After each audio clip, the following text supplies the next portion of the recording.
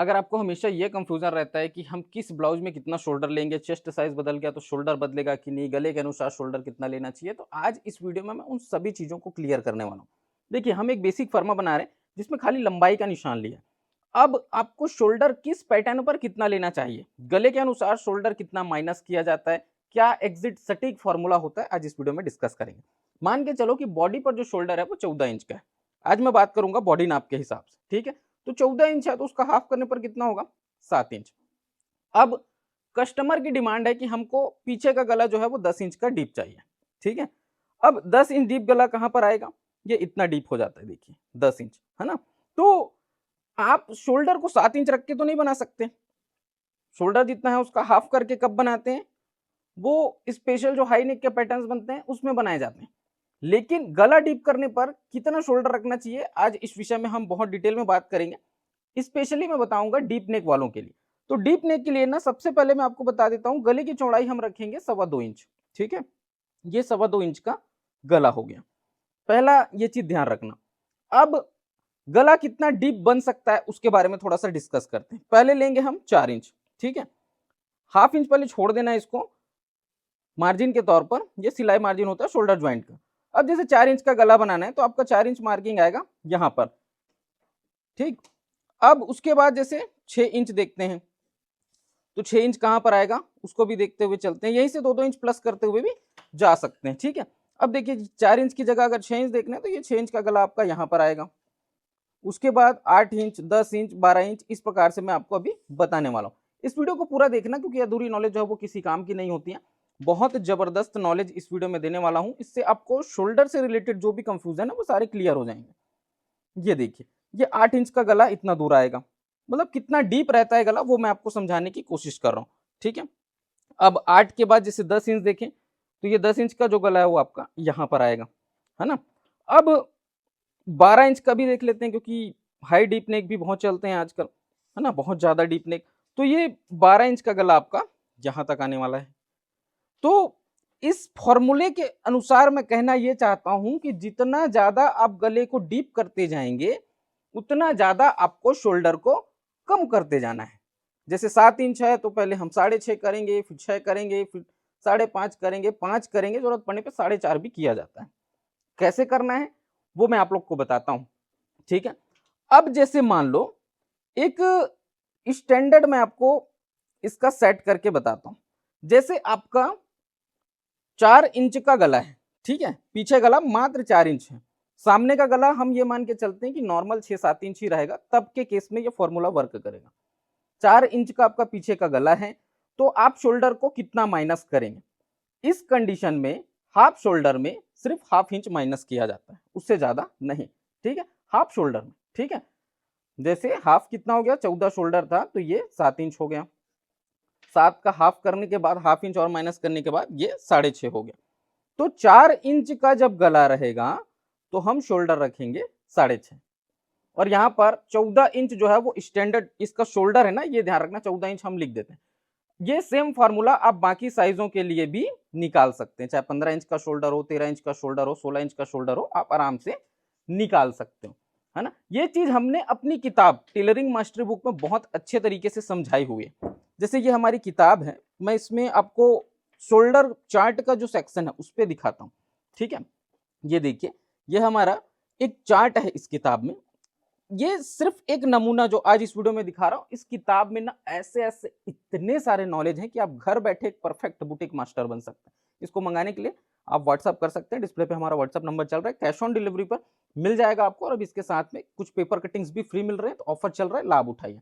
यहाँ पर देखिए शोल्डर का नाप स्टैंडर्ड दिया है 14 इंच का, पीछे गला अगर 3 से 4 इंच है तो हम शोल्डर कितना माइनस करेंगे, गले की चौड़ाई कितना रखेंगे, इन सब चीजों के बारे में यहाँ पर विस्तार पूर्वक दिया हुआ, ठीक है। इसमें 12 से 13 इंच डीप गलों के तक के बताए हुए हैं।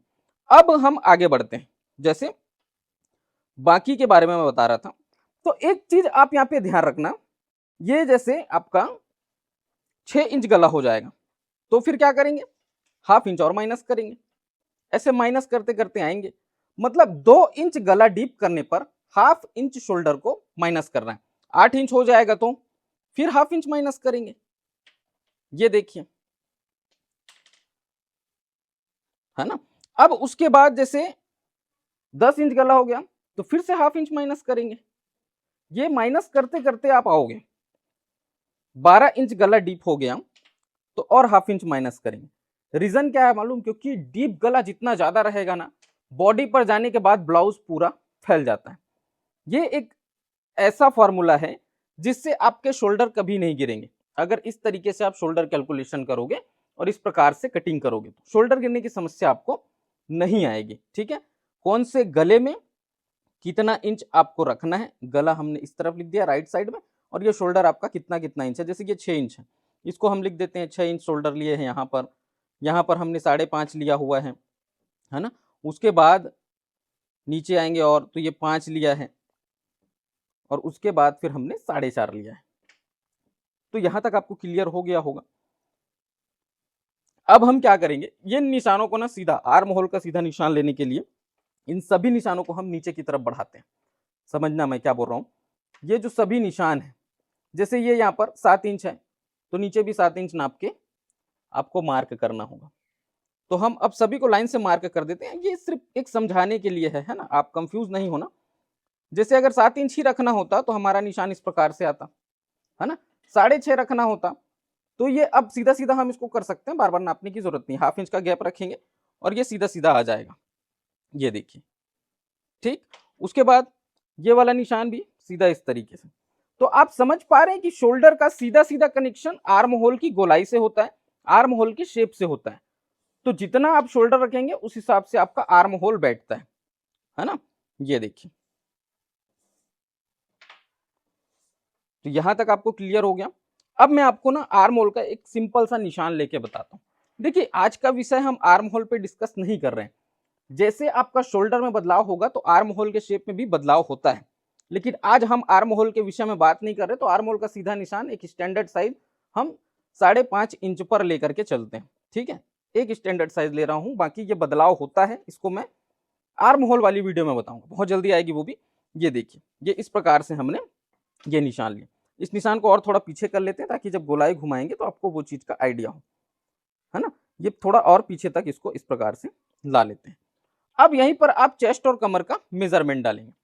तो चेस्ट का मेजरमेंट डाल देंगे और उसके बाद उसमें सिलाई मार्जिन भी छोड़ देंगे।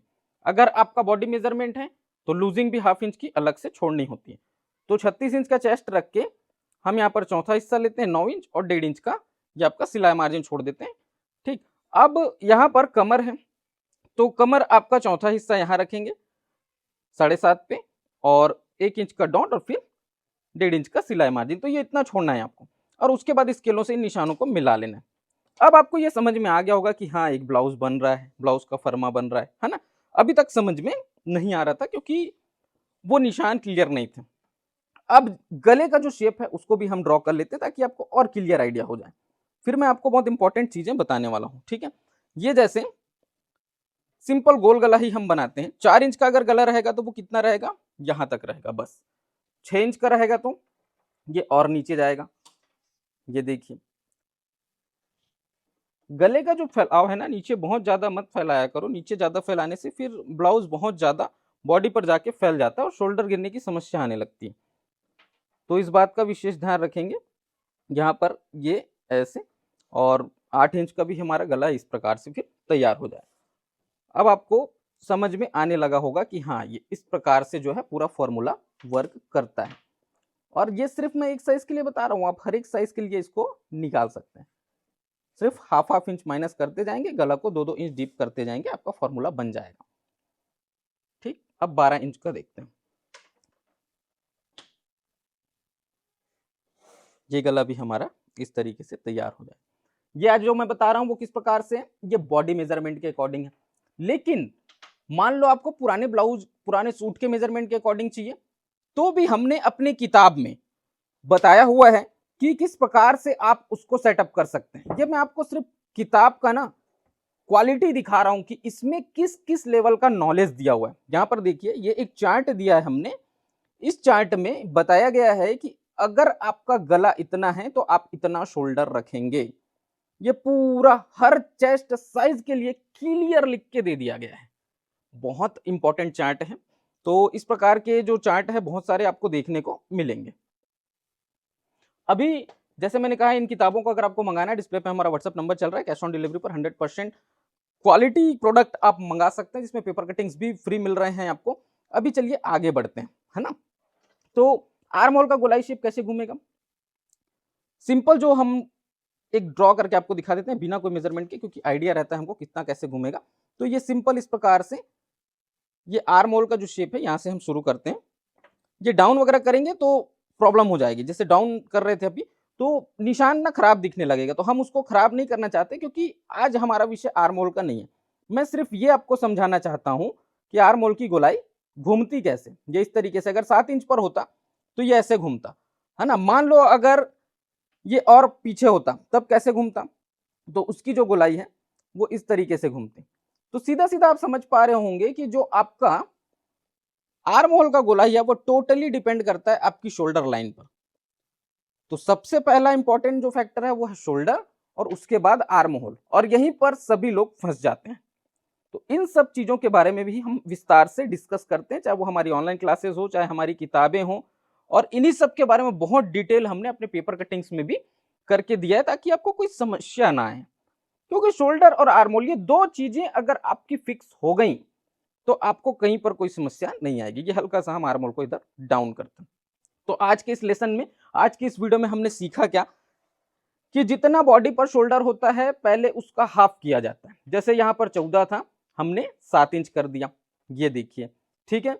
अब उसके बाद मैंने आपको क्या सिखाया कि गला आपका जिस तरीके से डीप होता जाएगा, 4, 6, 8, 10, 12, है ना, ये इस तरीके से डीप होता जाएगा, तो आप शोल्डर को कैसे कैसे माइनस करते हुए आएंगे, और उसके बाद किस तरीके से आपका आर्म होल गोलाई घूमता है। ये हमने अलग अलग कलर फॉर्मेट में भी आपको दिखा दिया है, ताकि आप इसको समझ सके। कहीं पर भी कोई कंफ्यूजन रहा, वीडियो को रिपीट करके देख सकते हैं। आज किन किन लोगों ने वीडियो को पूरा लास्ट तक देखा है, आप मुझे कैसे साबित करोगे कि आपने पूरा लास्ट तक देखा है, तो आप मुझे एक सवाल का जवाब दो। आज जो वीडियो मैंने बनाया है, ये बॉडी मेजरमेंट के ऊपर बनाया है कि पुराने ब्लाउज के मेजरमेंट के ऊपर में मैंने शोल्डर को समझाया है। एकदम क्लियर समझ जाऊंगा मैं, अगर आप बॉडी मेजरमेंट बोलेंगे, ब्लाउज मेजरमेंट बोलेंगे, मैं समझ जाऊंगा कि आपने वीडियो को पूरा देखा हुआ। आज का ये जो वीडियो है, मैंने बारंबार बोला कि बॉडी मेजरमेंट के अकॉर्डिंग हमने बताया है, और आने वाली वीडियोस में मैं ब्लाउज मेजरमेंट के ऊपर भी बताऊंगा, और आर्म होल का भी मैं पूरा कॉन्सेप्ट आपके लिए क्लियर करूंगा। ठीक है, मुझे उम्मीद है आप लोग को ये वीडियो पसंद आया होगा। वीडियो पसंद आया तो उसको लाइक करें, शेयर करें। बाकी मैं राज नाम से फिर मुलाकात करता हूं किसी नए वीडियो में, नए टॉपिक के साथ। तब तक के लिए जय हिंद।